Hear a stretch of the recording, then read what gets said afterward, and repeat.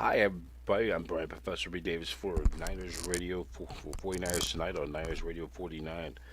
So the 49ers yeah, are getting ready to take on Seattle Seahawks for Thursday night football up in Seattle.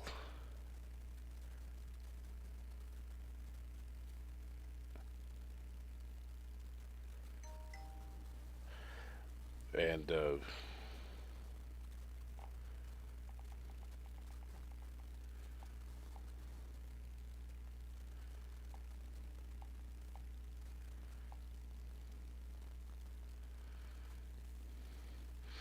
so it's saying on Niners Radio 49. So the 49ers as getting ready to play, and the Seahawks, and many people believe it's a must-win game for the 49ers. So just give you a quick on a short week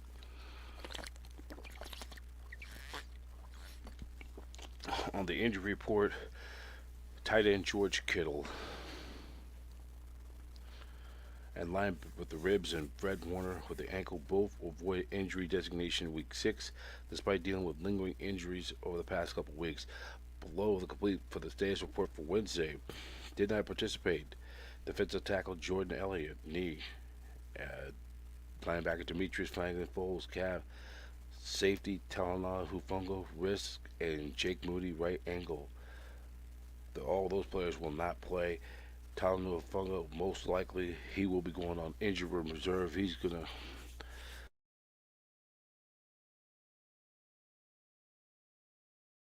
with torn ligaments in his wrist, he's going to, and then Jake Moody, he's going to miss a few weeks with that right ankle injury. Limited practice, wide receiver Chris Conley, oblique, cornerback Travis Ward, need full participation, Jair Brown, ankle, Japa Conley, and George Kittle and Fred Warner. So those are the quick, and those are the guys. That's just from the practice report. So we're 49ers will take on the Seahawks, and the Niners have won 6 straight. It'll be coming up, and they'll be on Amazon Prime 5:15 to kickoff time, and it'll be Al Michaels, Kirk Herbstreit with the call. Then the game will be on the 49ers radio network on KBR 680 104.5 FM. Greg Papa and Tim Ryan with the call up in Seattle. So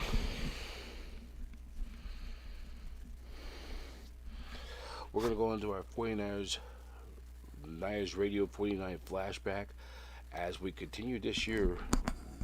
All the We're going to pay homage to the 49ers Super Bowl seasons. We're going to take you back to 1989, week number 5. The 49ers, the defending Super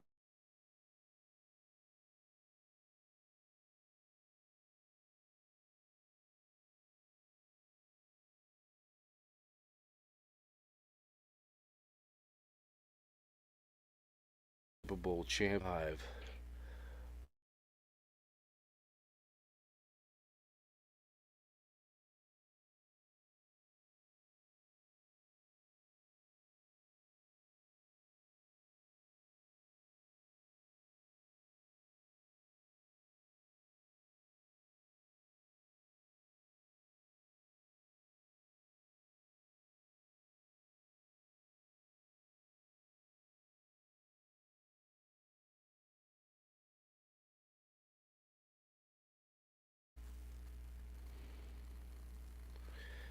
Get close to that quarter mark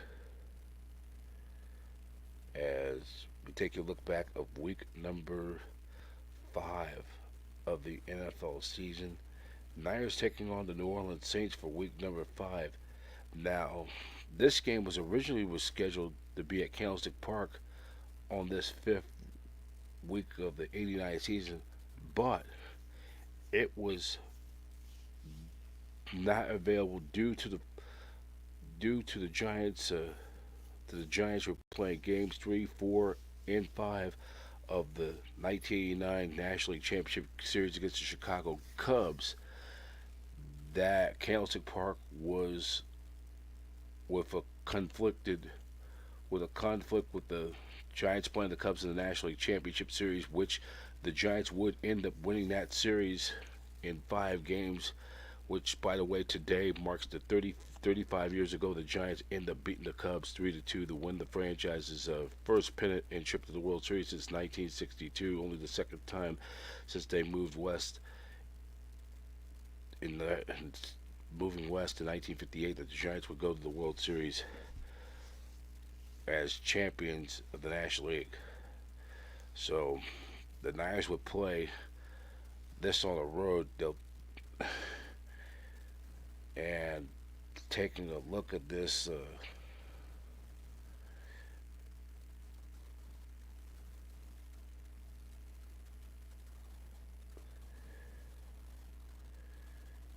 So let's just show you some of the highlights from that week.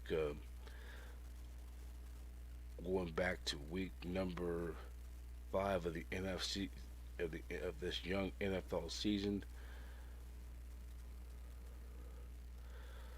we're going to show you that clip just a moment. Nope.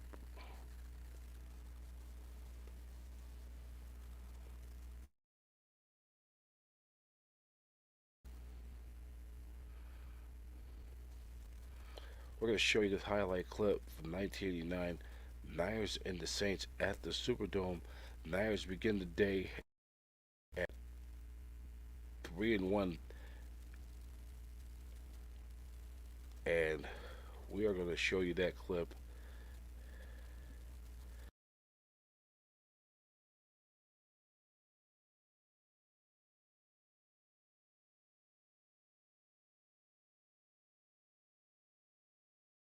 Niners in an even nastier frame of mind.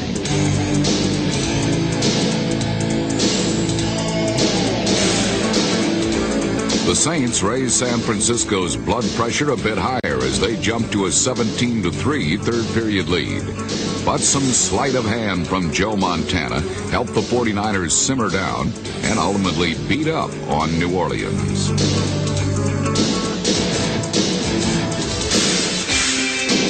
A pair of quirky but welcomed touchdowns changed the momentum and frustrated the Saints as the Niners fought back to tie the game.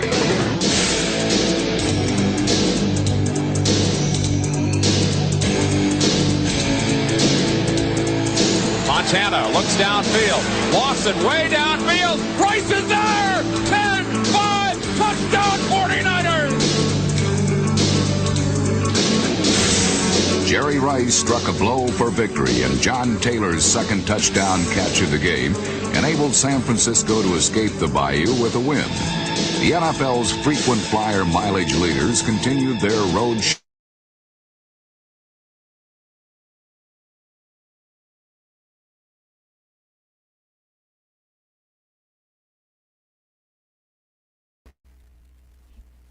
All right, that was some footage from week number 5. Niners beating the Saints by a score of 24-20 in week number 5 of the 1989 NFL season.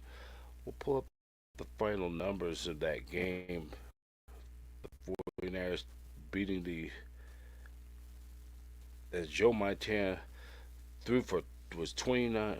He threw for 291 yards. He threw 3 touchdown passes.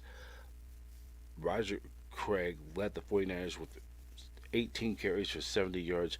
Jerry Rice led the way for San Francisco. 7 catches, 149 yards, and a touchdown. And then the Niners held the late Craig Ironhead Hayward to only 1 yards rushing on 4 carries. Dalton Hillier, 9 carries for 77 yards and a touchdown. So with that win, the 49ers improved their record to 4-1, while the struggling Saints dropped to 1-4. And that meant with that win, the Niners, while the other half of that division, the red hot LA Rams stormed out of the gate as they were winners over the Falcons 26-14 down at Anaheim Stadium. Jim Everett threw for 290 yards. He threw 2 touchdowns and 1 interception. Chris Miller threw for 340 yards, threw a touchdown and interception in the losing effort for the Falcons. Greg Bell, 10 carries for 62 yards. So what that means, that win means the Rams are now 5-0, and they have a one-game lead over your San Francisco 49ers. So let's take a look around of week number 5 around the scoreboard as we continue on Niners Radio 49. We'll show you the rest of the score.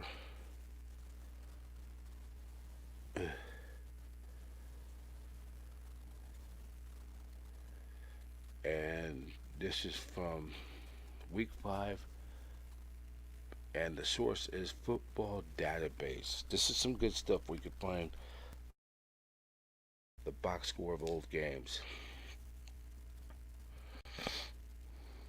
So we take a look at, we're going to go to the top, and in the early games it was the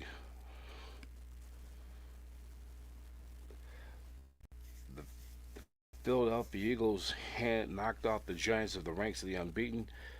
They were able to bounce back after 2 tough losses.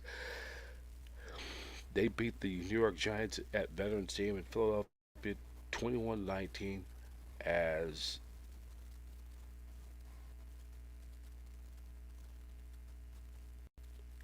the Giants are, for the Eagles go to 3-2, Giants go to 4-1. It was the Indianapolis Colts all over the Buffalo Bills at the Hoosier Dome, 37-14, as Eric Dickerson, 22 carries for 92 yards, a touchdown, and then both the Bills go to 3-2, and the Colts go to 3-2. Bills fall to 3-2, and then it was the Tampa Bay Buccaneers in a huge upset, beating the Chicago Bears in a shootout down at Tampa Stadium, 42-35. The former Heisman Trophy winner Vinny Testaverde threw for 269 yards, 3 touchdowns, but threw 2 interceptions. Mark Carrier for the Buccaneers, 6 catches for 105 yards and a touchdown. So with the win, the Buccaneers improved to 3-2, and they also hand the Bears their first loss of the season.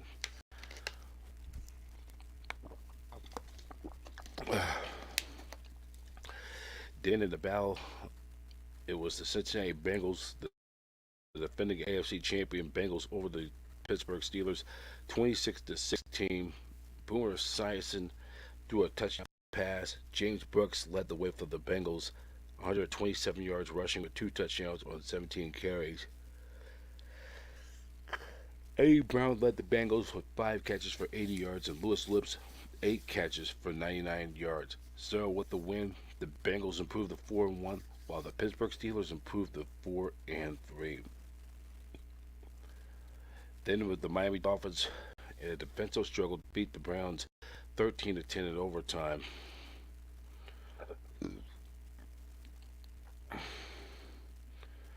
As Mark Duper 5 catches for 83 yards and a touchdown.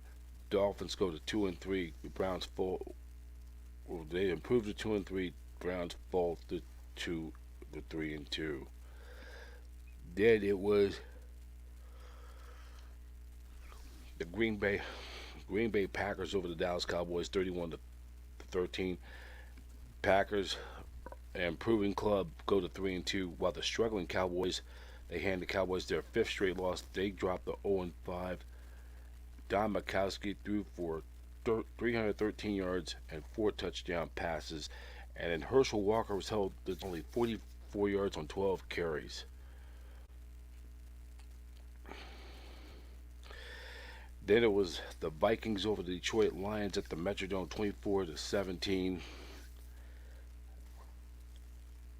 And then it was Houston or New England over Houston 23-13 as Doug Flutie, the former Heisman Trophy, was threw for 145 yards. So the Patriots fall to 2-3. Both teams fall to 2-3 in the young season as the season gets continued to the quarter mark. In the nation's capital, it was the Redskins over the Cardinals, 30-28, and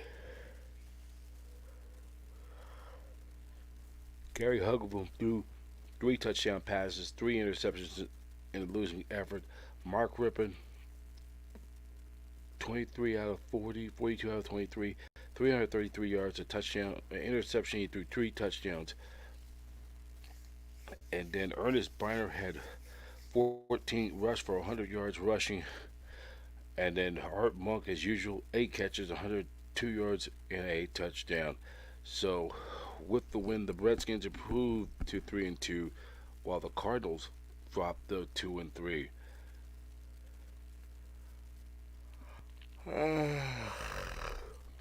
And then it was the Denver Broncos with a 16-10 win over the San Diego Chargers, and then looking at some of these stats, John Elway threw for 199 yards, an interception, and Vance Johnson led the Broncos with 6 catches with 65 yards.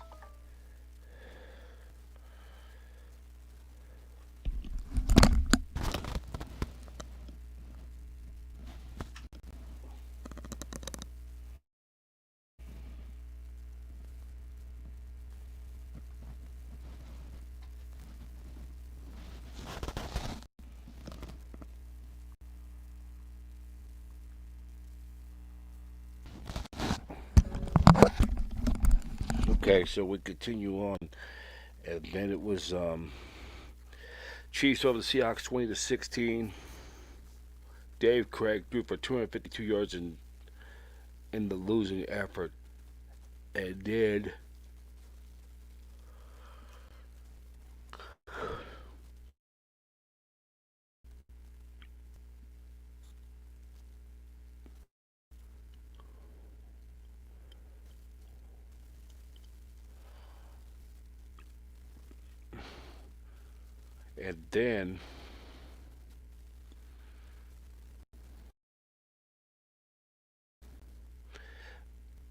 so then